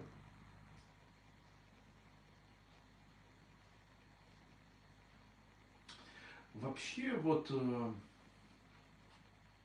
если запоры у человека, то помогает грейпфрут с утра. Только дольку, 1 или 2 дольки. Утром проснулись, съедайте, медленно разжевывайте. Но если только у вас запор. Также сок картофеля сырого, вот полстакана, если выпьете с утра, то обязательно на протяжении 1-2 часов будет стул. Порекомендуйте ваши. Сейчас. Порекомендуйте ваши. У брата подагра, ноги, ходить не может иной раз. Что-то посоветовать в поликлинике помочь не могут. Благодарю за ответ. Из народных рецептов трава сабельник. Берете сабельник и чагу. Смешиваете между собой, заливаете водкой или трамбуете бутылку сабельником с чагой напополам, трамбуете бутылку воду с водкой и стоит 15 дней. Принимать необходимо очень аккуратно. Принимать необходимо 1 чайная ложка на литр воды. Вот этот литр воды пить по стакану 1-2 раза в день. Дальше есть препарат моей компании, он называется Метикс. И препарат Манкулит и Уралис, и Подагрин. Вот можно и тот, и тот, и тот принимать по чайной ложке на стакан воды. Ну, я так понял, вы не из Украины. Да, чем можно помочь? Ну, раньше в Советском Союзе у нас был великолепный препарат. Этот великолепный препарат назывался колхицин. Он действительно 100% великолепно помогал при заболеваниях подагры. Потом его в Советском Союзе запретили. Сейчас его можно, наверное, купить в Польше там, или в Германии, если у вас есть такая возможность. Колхицин. И он лучше, чем аллопуринол. А вот аллопуринол плохой препарат и не помогает. А еще от аллопуринола появляется аллергия почему-то у многих людей.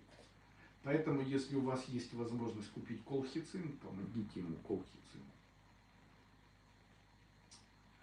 Здравствуйте, Андрей Андреевич. Благодарю вас за ваш труд. Скажите, пожалуйста, можно ли детям для профилактики ОРЗ давать интерфероны? Спасибо большое.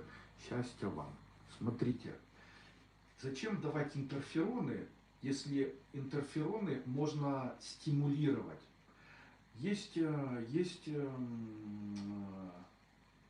продукты питания, которые мощнейшим образом стимулируют выделение интерферона. Вот мощнейшим образом стимулирует выделение интерферона, это вот сегодня, кстати, я не говорил, это куркума. Второе, это в случае, если у ребенка нет диареи. А наоборот, если есть диарея, то можно. А если нет запора, вот так. Если ребенок не теряет вес. То есть, если есть ожирение, переизбыток веса, если есть агрессивность, если там поднимается давление, если там диарея часто или часто бегает в туалет, то вот куркуму можно. И есть вещество, которое очень стимулирует выделение интерферона. Это псилиум. Вот можно этот псилиум принимать. Можно ли давать детям интерферон? Можно, это совершенно безопасно. Совершенно безопасно в виде профилактики, пожалуйста. мои дети перестали болеть. Почему мои дети перестали болеть, хотя они и садик, и школа, и на улицу, и в гости, и там везде мы посещаем, и везде ходим, передвигаемся. Почему перестали болеть? Дети каждый день получают от меня препарат, называется таблетки для рассасывания, называются лизоцимовые или лизам. Лизам поможет горлу вам. Каждый день дети один-два раза сосут эти таблетки. И все. Если каждый день рассасывать взрослому или ребенку по одной таблетке лизама 1, 2 или 3 раза в день, ну напрочь проходят заболевания горла. Даже если горло заболело, лизам купирует. Почему? В нем находится вещество, называется лизоцин. Вот лизоцин является натуральным антибиотическим веществом, которое должен вырабатывать наш организм, но не может это сделать, которое очень полезно и которое, простите, устраняет заболевания носоглотки, горла при первых признаках респираторного заболевания, ну и ангины в том числе.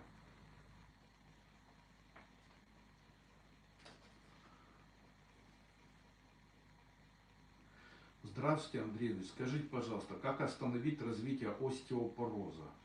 Развитие остеопороза необходимо останавливать рядом препаратов. Первый препарат называется Мицникистки нашей компании. 2 таблетки 3 раза в день. Второй препарат цитрат кальция или цитрокальцимин. 1 чайная ложка 2 раза в день. И в случае, если вы женщина, то женское здоровье и трибулус. В случае, если вы мужчина, мускус и трибулус.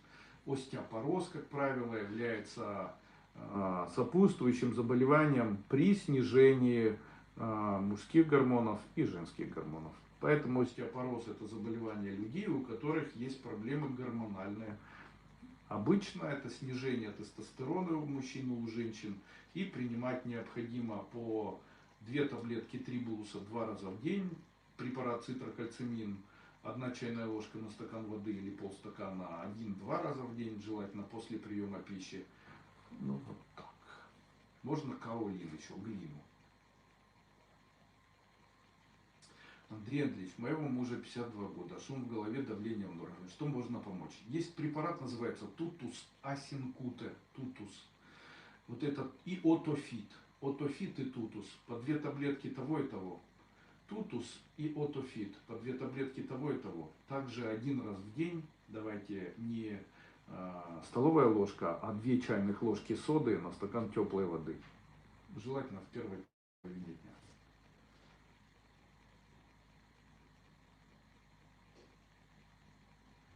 Здравствуйте, Андрей Андреевич. Подскажите, пожалуйста, как избавиться от послеоперационных спаек? Есть хороший такой препарат. Не препарат, а можно дома сделать. Купите рыльца кукурузные. Заваривайте их так сильно, крепко, вкрутую. Это буквально 1 столовая ложка измельченных рылиц, полстакана кипятка. Вот когда остынет, возьмите ткань, смочите хорошо и прикладывайте вот к таким местам послеоперационных спаек. И это все в кратчайшее время устранит. Также белок яйца. Можно брать белок яйца и вот этим белком яйца, желательно домашние курицы, тоже смазывать спайки послеоперационные. Тоже очень помогает. Лизоцим — это L-лизин, продается в спортмагазинах. Я не знаю, сейчас посмотрю. L-лизин.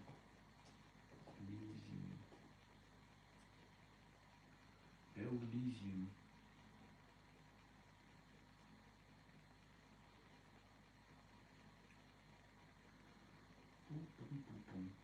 Лизин, L-лизин. Это незаменимая аминокислота, лизин. Нет, это не лизоцим. Лизин — это аминокислота.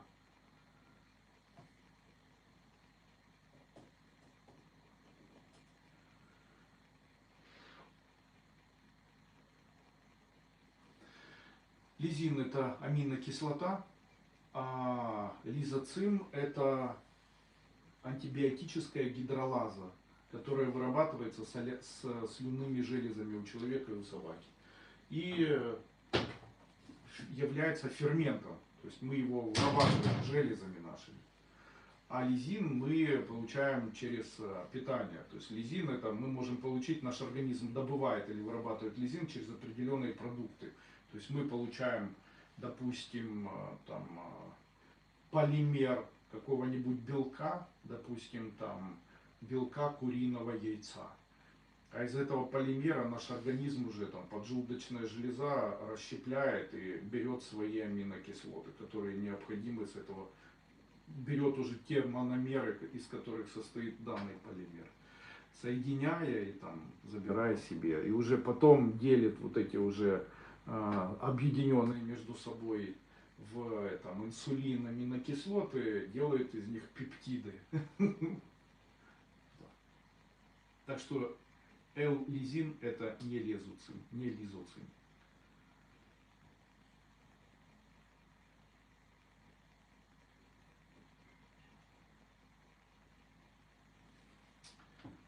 Прошу, помогите. Бабушке 64 года, лежит в больнице сейчас. По анализам КТ врач сказал, что симптомы похожие на рак толстой кишки. Что поможет, как убрать? Я не знаю. Напишите мне в Телеграм, и я вам отвечу. Но только при учете, если вы находитесь на территории Украины. А если не в Украине, даже не пишите, но скорее всего я никуда вам ничего не передам. У дочери низкий показатель железа. Она веган, старается баланс держать. Организм отказался сначала от мяса, потом от рыбы. Подскажите, чем можно поднять железо? Благодарю за ответ. Фолиевой кислотой. Есть препараты железа. Великолепный препарат железа – это препарат, допустим, какой-нибудь там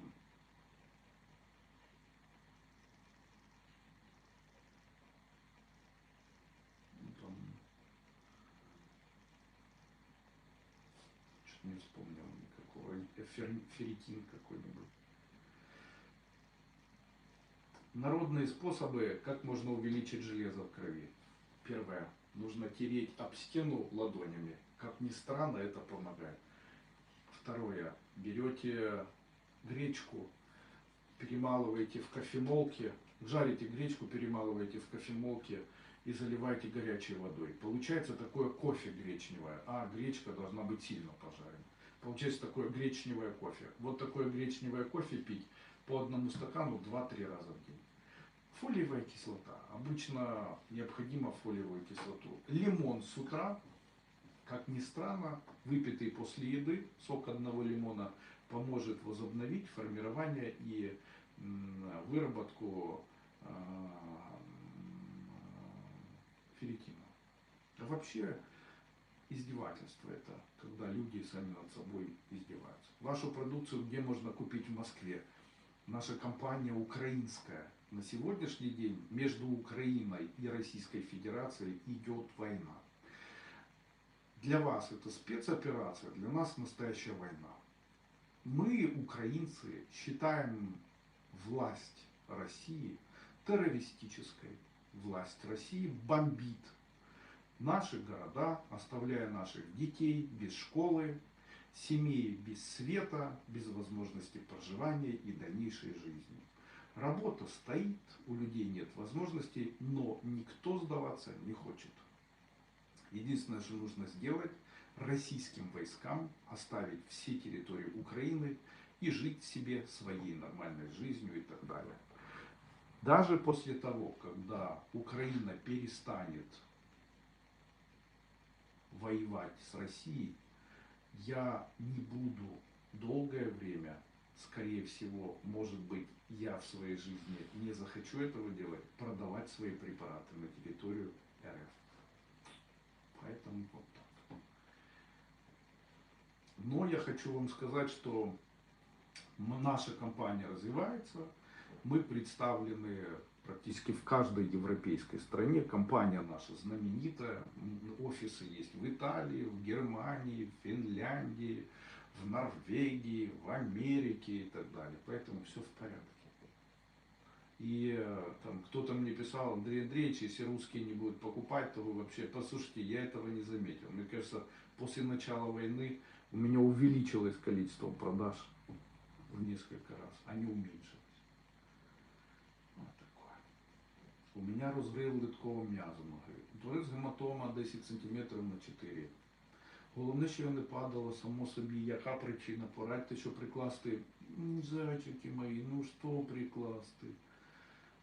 Гапарина, висівка, щиро дякую. Нет, нет, нет. Это только сейчас надо сшивать. И нужно обвязывать, сшивать, оперировать и так далее. Ну никак. Троксивозином можно смазывать. Троксивозиновой мазью. Как можно убрать так, чтобы улучшить вообще общее самочувствие и вообще что необходимо делать? Любой железный, холодный, металлический предмет в область поясницы прикладывать, медь там или какой-нибудь, это будет убирать и боль, и отек, ну вот прям очень хорошо. Сзади прям на поясницу прикладывать что-то холодное, охлаждать, тряпочку ложить и холодное вот так прикладывать.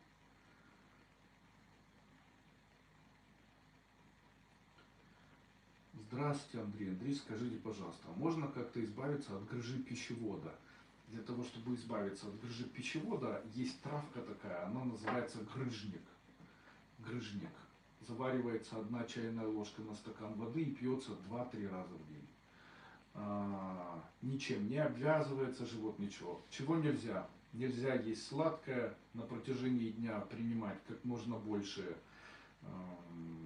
убрать поваренную соль из рациона питания, как можно меньше сахара и никакого алкоголя. В большинстве своем грыжи могут образовываться за счет появления в рационе питания большого количества алкоголя. Но давайте еще раз. Сегодняшняя тема у нас, она такая получилась интересная, была связана она с гастритом. Итак, основные тезисы сегодняшнего семинара, они связаны были с тем, что я делал советы или давал советы, как справляться с заболеваниями гастроэнтерологическими. Я говорил о том, что витамин В1 и В6 уникальны тем, что снижают повышенную и повышают пониженную кислотность. Также рекомендовал начать людям, у которых есть проблемы гастроэнтерологического характера, препарат Витасил Химон моей компании. Это комплекс гомеопатически потенцированных витаминов В1, В12 и В6, а также П и Е. По 2 таблетки 3 раза в день. При гастрите с недостаточностью, помните, я говорил, что изо рта плохо пахнут, назначают к приему соляную кислоту. 15 капель на 1 стакан воды во время еды. Таким образом идет активация пепсиногенов. Благодаря этому в 12-перстной кишке выделяется секретин, стимулирующий функции поджелудочной железы, желчевыводящих путей. Или же можно заменить 1,5 граммами лимонной кислоты во время приема пищи совместно с приемом препаратов для поджелудочной железы. Допустим, там, креон или панкреатин. Также могу сказать, что со своей стороны рекомендую заменить прием 1,5 грамма соляной или лимонной кислоты приемом 2 таблеток препарата Нефромакс, в котором находятся 3 уникальных кислоты, которые достаточно активно работают для того, чтобы такой гастрит погасить. В эксперименте, который проводили ученые в свое время, а именно в 70-х годах прошлого века, да, было признано, и это признание подтверждается, что в большом количестве этих экспериментов в случае, если появляется язва у человека, особенно у женщины, язва желудка или язва 12-перстной кишки, в случае, если давали дополнительно эстрогены, то у женщин купировали, и у мужчин, в случае, если дополнительно давали тестостерон. Именно поэтому я хочу сказать, в случае, если у вас язвенное заболевание, язвенный колит, в случае, если у вас где-то там неспецифический язвенный колит, гастрит, гастродуоденит, язвенное заболевание 12-перстной кишки, то к общему комплексу лечения вы, скорее всего, будете лечиться препаратом сульфасалазин. Вам обязательно его назначит врач. Кстати, приняк не нужно принимать преднизолон и медрол, это не очень хорошо сказывается, только в очень-очень минимальной дозировке, потому что в дальнейшем ухудшает общее состояние двенадцатиперстной кишки. И я считаю, что таким людям очень полезно было бы принимать дополнительно фитопрепараты, стимулирующие выделение у женщин эстрогенов. Это препарат нашей компании называется «Женское здоровье». И второй препарат Трибулус, а у мужчин тестостерона. Это препарат Трибулус и препарат Мускус. Таким образом, принимая данные препараты, можно предотвращать, а также более эффективно лечить заболевания двенадцатиперстной кишки с формированием язвы желудка или двенадцатиперстной кишки. Также я говорил, что рекомендую принимать ромашку при гастрита. Также я хочу сказать, что скоро выпущу препарат. В нем будет находиться витамин В1, В6, экстракт ромашки, будет называться антигастрит. Дальше. Я говорил о том, что при язве корень языка становится темным. Также сказал вам о том, что капустный сок хорошо при пониженной кислотности, а сок картофеля при повышенной кислотности. Также я говорил о гастродуодените. Говорил о том, что он возникает в случае, если у человека хронический танзелит, синусит, аденоксит, аллергия, головная боль при этом появляется. О чем это говорит? Считается, что гастродуоденит в том числе можно лечить при увеличении употребления патентеновой кислоты. А также я хочу сказать, что при танзелите, синусите, аденоксите я рекомендую использовать спрей, который называется спреем эмбрионазин, которые успешно помогают справиться с данными заболеваниями. Дальше энтерит, мы о нем не говорили, я считаю, что это заболевание тонкой кишки, которое связано с появлением энтеровирусов, кандидозов, дисбактериозов. И считаю, что это можно вылечить нашим препаратом, который называется лизоцин в высокой концентрации.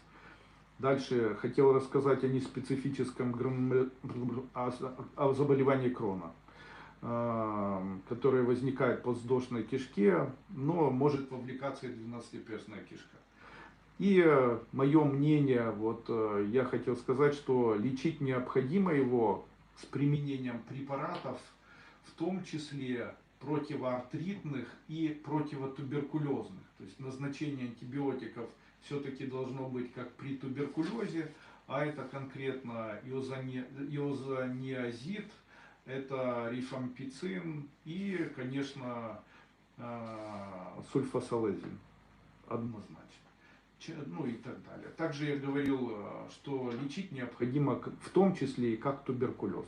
Как проявляется болезнь Крона? Это частые поносы с полужидким пенистым стулом, избыточное количество жира в стуле, прогорклый запах, появляются ректальные и переректальные свищи, могут появляться в виде кровотечений ректальных, может появляться ректовагинальная фистула, такое было, я такое тоже когда-то наблюдал. Очень хорошо использовать препарат как раз сульфасалазин. И его использовать необходимо в больших дозировках. Как правило, повышенная кислотность желчи, это уже здесь идет от заболевания гепатит желчный, вернее, идут вирусные гепатиты и так далее. То есть это уже тема совершенно другого разговора. Я надеюсь, вам было интересно просмотреть данное видео. Доброго времени, у ребенка 2,5 года с рождения. Не работает левая почка. На УЗИ из-за кист не могут ее рассмотреть. Хотят удалить. Может, подскажите, какое лечение? В случае, если развивается мумификация почки, то это обычно происходит на фоне, скорее всего, тромбоза сосуда. Каким образом можно избежать тромбозов сосудов? И что необходимо при этом делать? Там, где есть кислород, там исчезает тромбоз. Это такое понятие в жизни. Как насытить или как улучшить состояние кислорода? Смотрите, это озонирование жидкости. Есть такие капельницы, когда ставят озон в виде капельниц. Вот в Трусковце есть такое. Вот тем людям, у кого есть проблемы стеноз сосудов, тромбоз сосудов, высокая степень коагуляции, вам необходимы вот такие процедуры. Там, где есть в крови кислород, то там растворяется все это. Именно поэтому вам необходимо именно это. Вот такие капельницы с кислородом, они могут оживить мумифицированные, то есть все, жена ругается, говорит, надо заканчивать. Я желаю всем... Я не ругаюсь. Не ругается. Красивая. Уважаемый Андрей Андреевич, скажите, пожалуйста, чем убрать запах от мази Габбана? Можно намазаться и потом помыться через какое-то время, так как вся одежда и постель воняет. Там сера находится, оно пахнет серой. Чем убрать запах серы?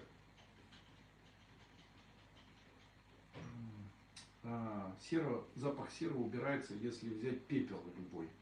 Вот деревяшка сгорела, пепел остался. Вот если взять вот этот пепел и пеплом потереть, то тут же запах исчезнет. Сера, она пеплом от бумаги, от чего угодно полностью устраняется. А так ничем. Сера слишком пахучая.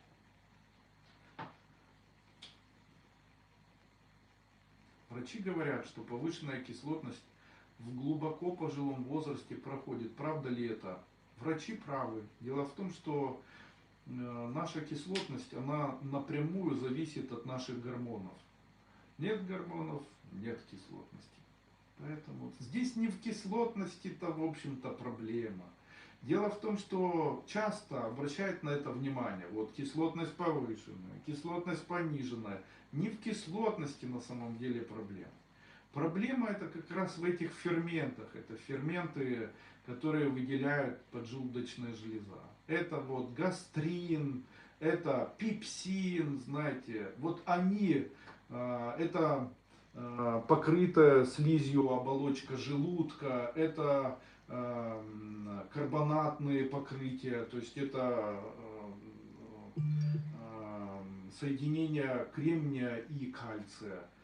И вот с этим что-то происходит, оно не возобновляется, не формируется, бактериальная фаза исчезает, гастрины перестают выделяться, пища перестает правильно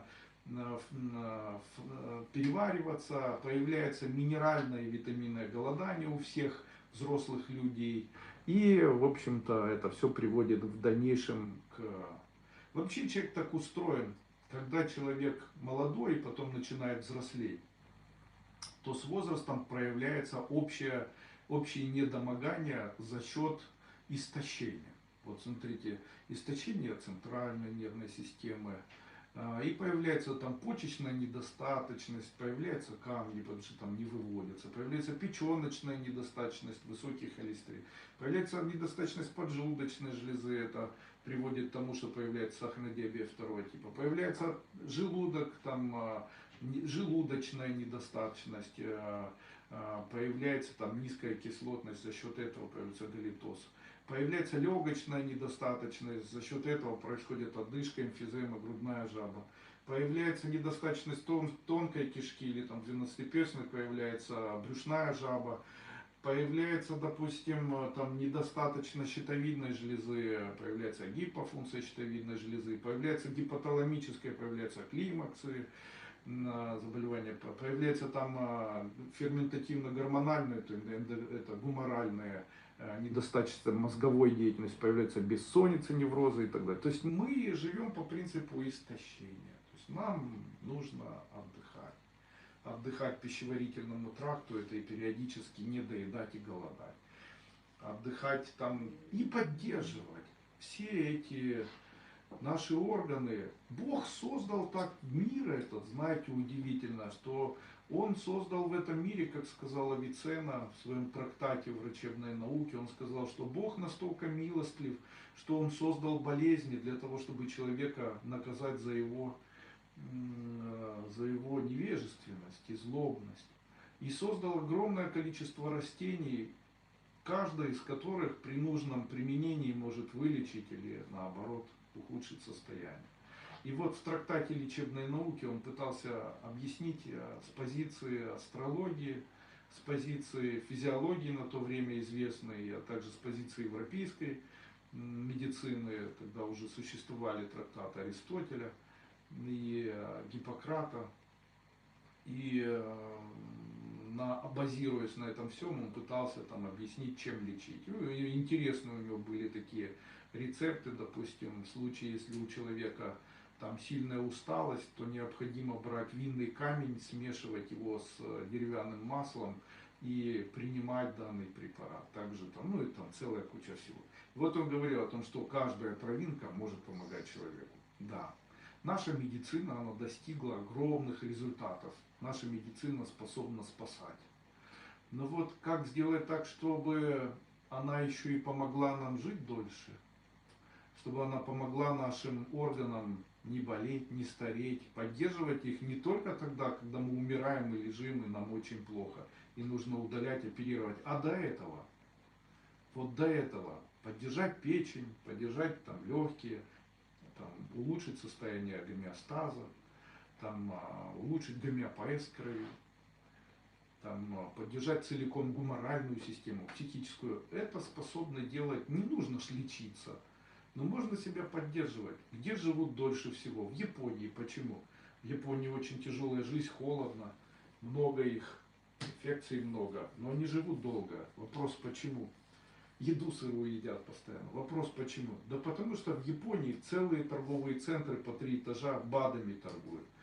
И везде, где торгуют БАДами, там люди обращают внимание. Может быть, и БАДы не помогают, да фиг с ними. Зато то, что ты обращаешь на свой организм, хоть что-то принимаешь, уже, наверное, даже психосоматически поддерживает тебя. Потому что ты себе говоришь, пунктик ставишь, вот я еще это принимаю, это для здоровья. И в один момент тот кто-то заболеет, ты не будешь. И знаете, это даже вот во всех комплексах нужно. Поэтому, знаете, зачем потом лечиться и тяжело лечиться? Лучше выделять определенное количество денег для того, чтобы, как бы раньше на сберкнижку откладывали, а потом все исчезло, Советский Союз все у всех украл. Так лучше покупать БАДы каждый месяц, какое-то количество там. Я даже БАДы поназывал там для поджелудочной, там, панкрисор, для печени тантал, для почек ринокс, для легких там здоровые легкие, для костей крепкие кости, знаете, даже чтобы у людей не было никакой идеи. Поддерживайте, принимайте себя, живите долго, будьте здоровы. До свидания.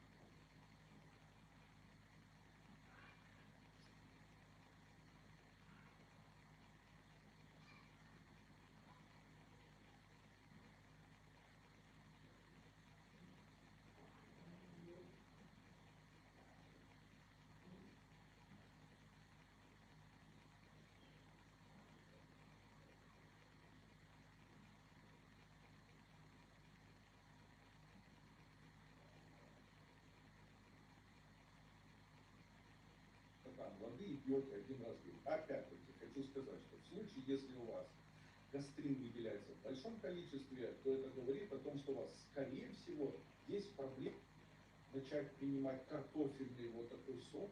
Помните, там можно противовоспалительным каким-либо препаратом.